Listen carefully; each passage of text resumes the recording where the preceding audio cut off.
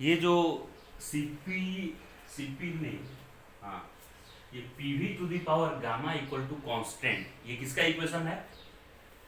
ये equation of process या process equation है। कौन से?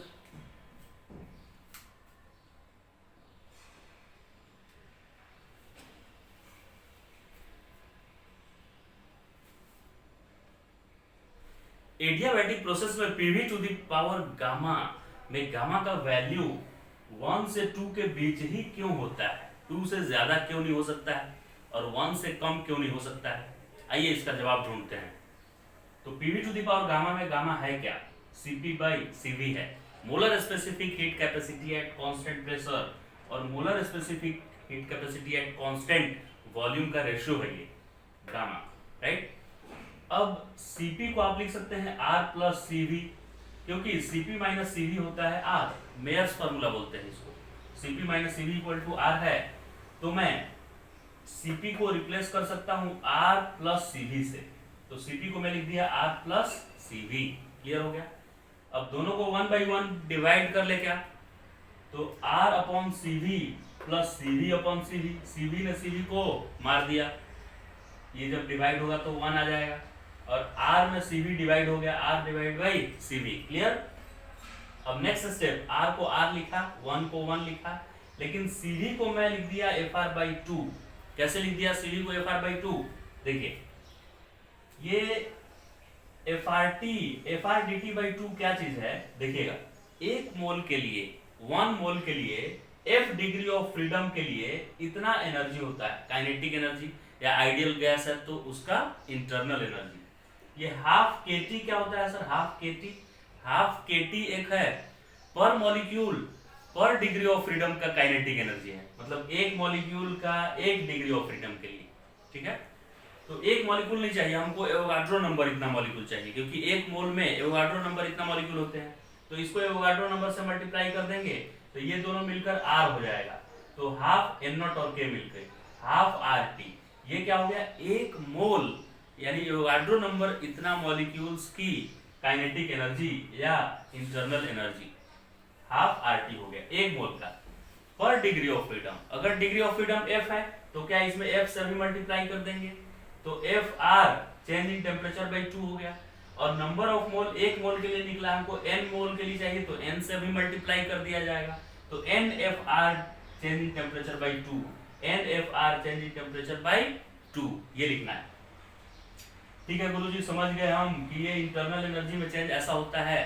अब CV मुझे लिखना है, CV कब होता है? कांस्टेंट वॉल्यूम पे। तो कांस्टेंट वॉल्यूम वाले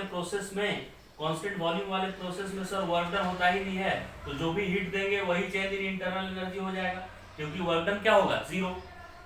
चेंज इन इंटरनल एनर्जी का फॉर्मूला अभी यहाँ NFRDT बाई 2 मैंने लिखा है, NFRDT बाई 2 लिखा है, और हीट गिवन का फॉर्मूला होता है कैलोरीमेट्री में NCVDT। हीट कैलोरीमेट्री में पढ़े होंगे कि N मोल को हीट दिए आप तो उससे कितना टेम्परेचर चेंज होगा, तो NCVDT। तो NCVDT ये Q का वैल्यू हो गया, और चेंज इन इंटरनल एनर्जी का वैल्यू हो गया NFRDT बाई 2। N से N कट, DT से DT कट गया, तो CV का वैल्यू आ गया FR बाई 2। क्या बात है, CV को लिख दिया मैं FR बाई 2, आप देख सकते हैं, ठीक से समझ लीजिए इसको, FR बाई 2। R ने R को मार दिया और 2 चला गया ऊपर, तो 2 बाई F आ गया, 1 प्लस 2 बाई F। गामा और F में रिलेशन भी हो गया, एक तीर से दो निशाना। एक तो इसमें ये भी हमको पता चलेगा कि ये गामा 1 से 2 क्यों होगा, अभी मैं समझाऊंगा। और दूसरा, अगर ये भी डेरिवेशन करने के लिए आ जाए कि डिग्री ऑफ फ्रीडम और CP बाई CV का रेशियो यानी कि गामा में क्या रिश्ता है, तो एक और क्वेश्चन इसमें मैं ऐड कर देता हूं। Derive a formula relating which two terms? Degree of freedom and ratio of CP and CV। मतलब F और गामा में रिश्ता आपको डिराइव करना है, और क्या वो रिश्ता आता है इन दोनों में?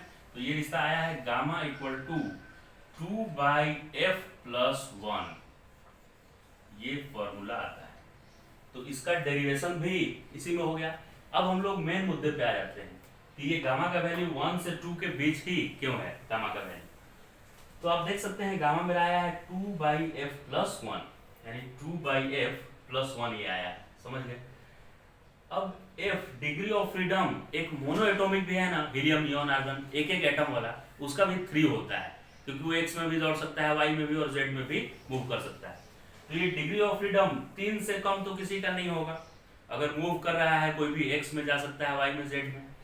तो ये 2/3 इसका ये जो नंबर है ना वो लेस देन हमेशा क्या आने वाला है, किसी भी गैस के लिए करें, मोनो एटॉमिक के लिए तो 3 होता है degree of freedom, diatomic के लिए 5 होता है, ट्राई एटॉमिक के लिए अगर लीनियर है तो 5 और नॉन लीनियर है तो 6 होता है।